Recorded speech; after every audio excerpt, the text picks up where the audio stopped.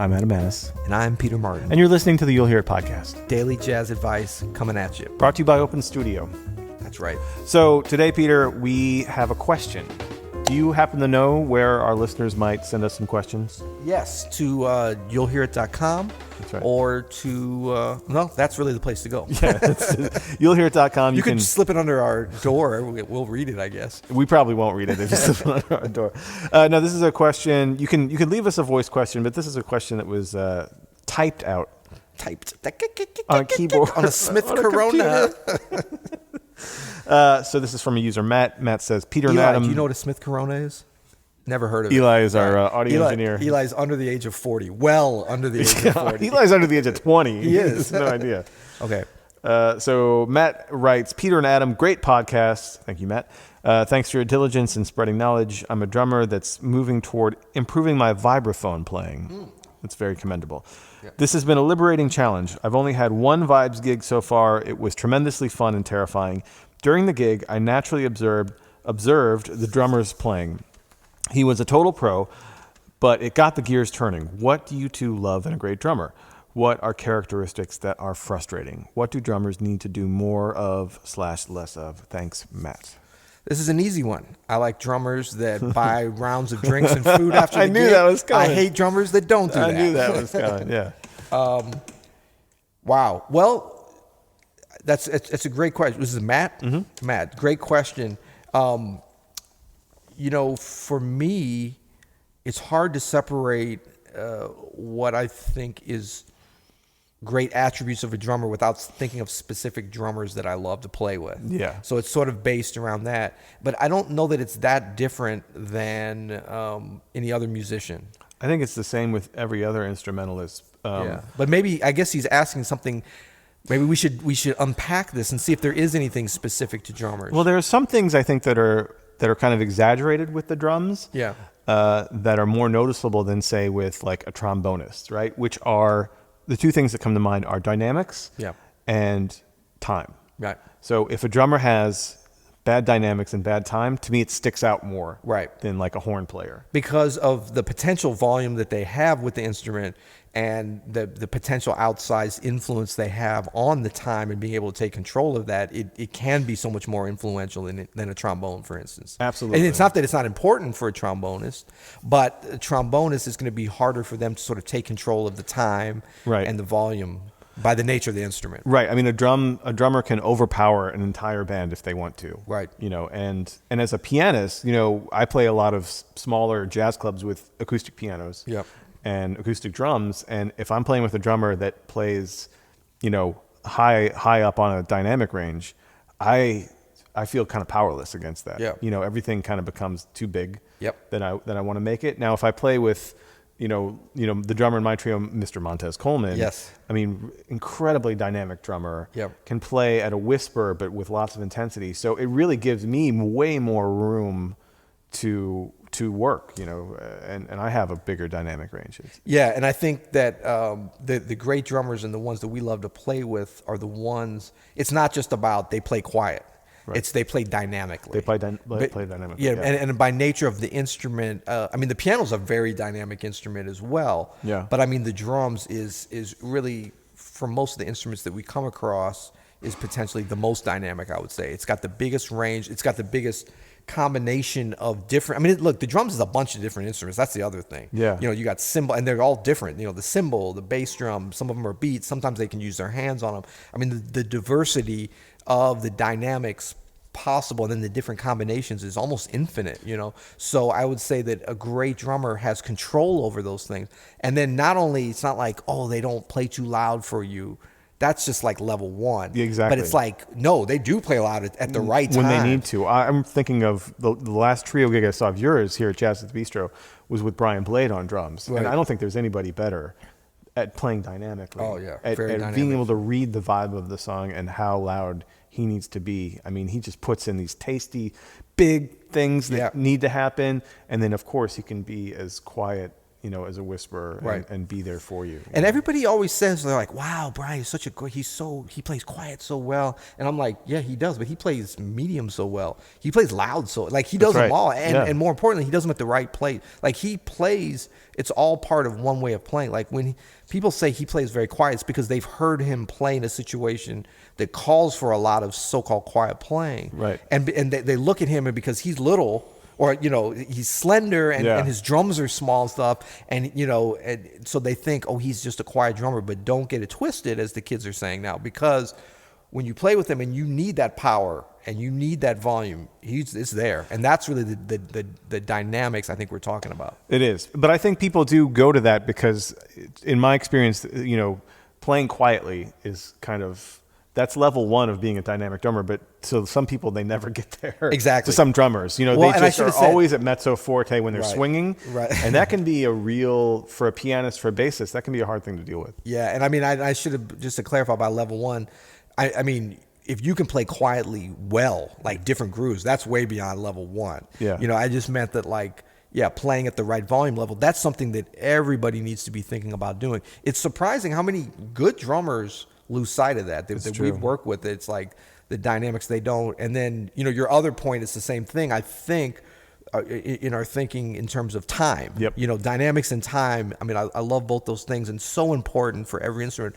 But let's be honest, like, for drums, like when I was younger, I used to always think, like, no, all this stuff is important, the world is great, and all this, you glossy-eyed. But I mean, I think as you get older and more mature in the music, you realize, like, there's a reason certain things are old-fashioned roles. Like a drummer, they don't own the time, but they better have the best time up there. For it to be a successful band, that better be rock solid. You know? It's just got to be. And again, caveat, it's everybody's responsibility. Yeah. It's got to be everybody's responsibility. And ideally, everyone is doing that. And you as a pianist, as a trumpet player, you have to have good time. You're not going to get away without it. But for some reason, the drums have the most influence. Yeah. It seems like over the time. If you're playing it's your job. It's your job. It is kind of your job. It's kind of job. And I used to be afraid to say that.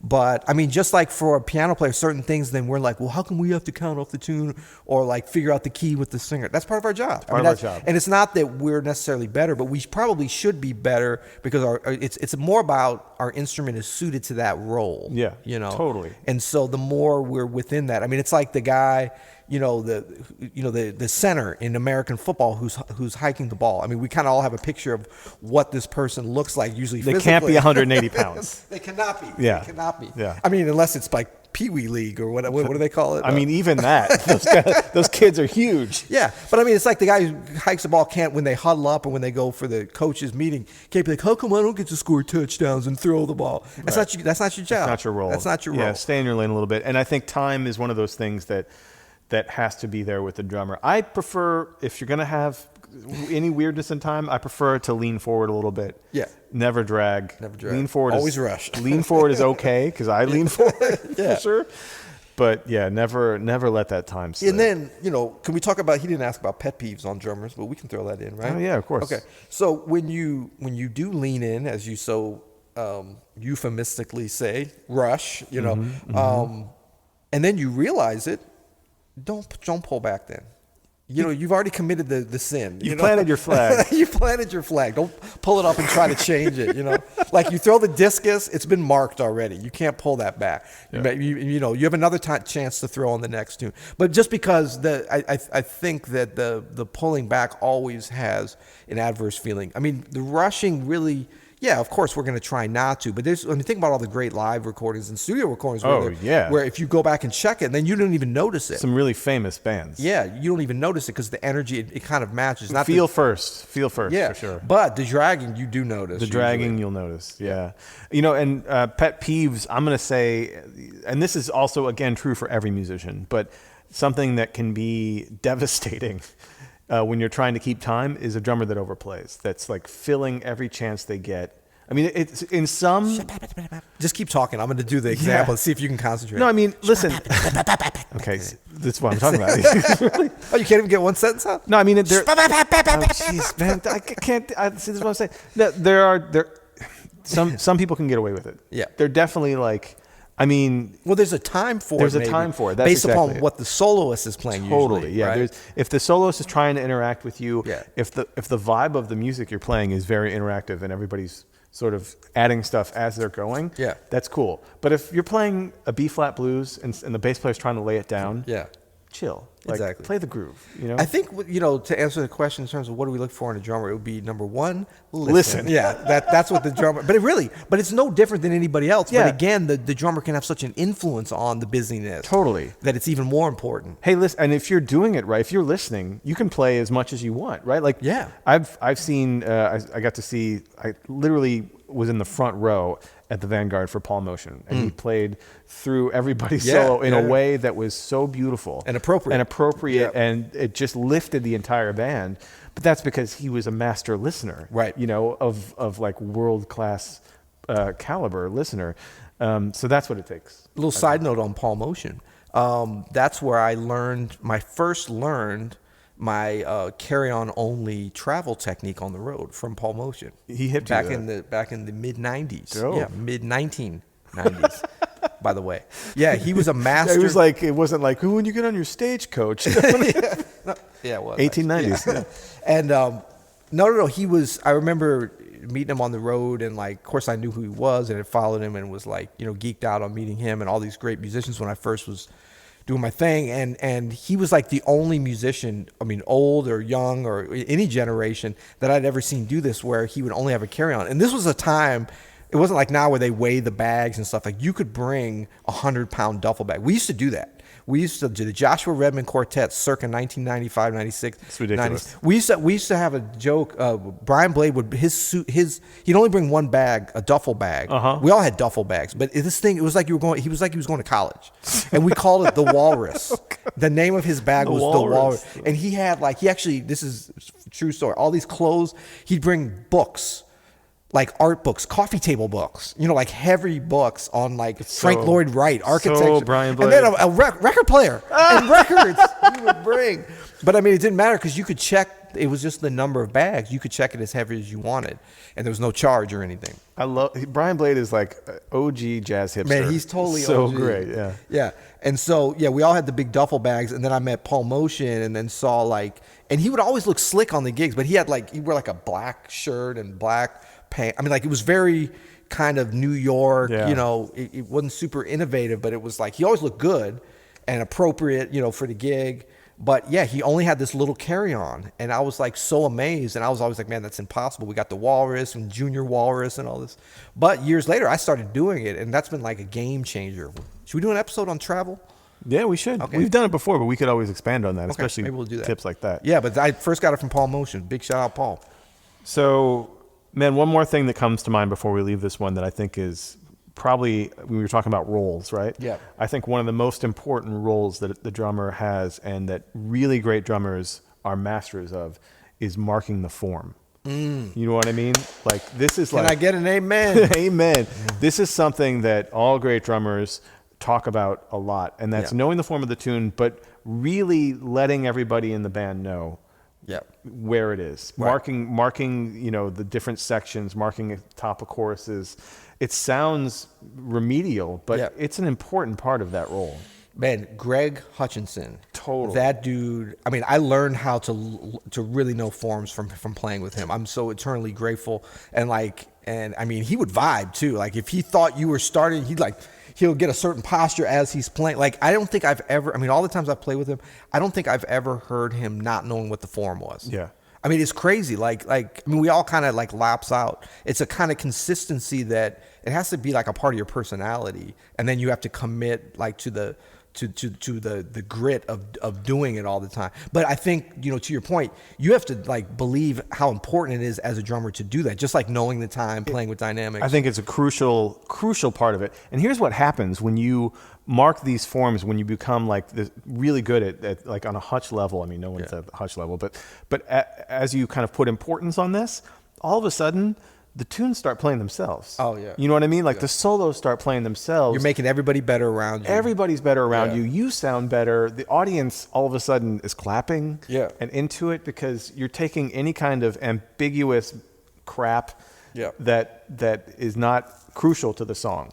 out. I almost think now, this is a great conversation, because I'm almost thinking about like now the drummer, I always think like, having a lot of personality is important. I mean, that's important for any instrument, but I think drummers, because they can potentially be in the kind of traditional jazz setup within the rhythm section, a potential conversation with anybody at any time. It's maybe the one instrument. I mean, the bass is sort of the foundation, is always playing, but in some ways bass line, doing their own thing, certainly interacting. But I mean, the drums, because of the variety of instruments and the hands and the feet, I mean, there's just so much potential going on. So having a great personality musically, and hopefully off the bandstand as well, is sort of a trait we see with most of these drummers.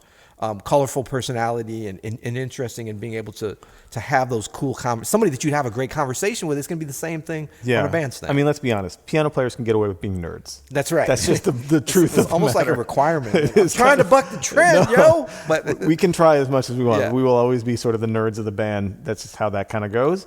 But you're right. There's something about drummers. There's something I about hate drum nerds. Wait, are there any good drummers that are nerds? I mean, I don't want to call anybody out, but Not really.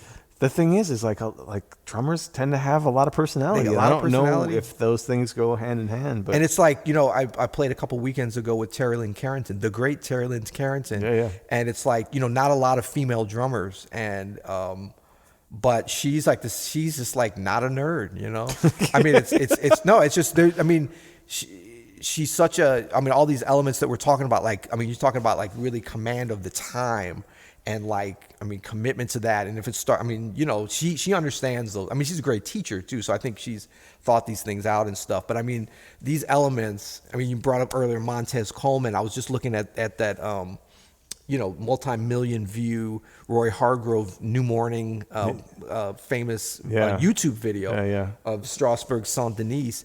Now, that's a textbook, I would say, for anybody listening now. If you're a drummer or want to learn how to play with drummers and understand them, I think really exemplifying all these things that we said. Marking the form, grooving. And you might go on and be like, wow, he's kind of playing loud. No, he's playing for that tune and that. First of all, he's playing the right dynamics at every part of it. When it goes to the piano solo, he breaks it. Controlling the it's almost like the point guard, like making everybody better constantly. Lots of personality. Yeah. And really, as much personality as Roy has, and that's his tune, and he's out front. And I think that Montez really drove that thing. But even whoever's getting those YouTube royalties better be sending some to Tez. You know what I'm saying? But a totally different kind of band, a totally different kind of drummer. Look at like the Bad Plus, right?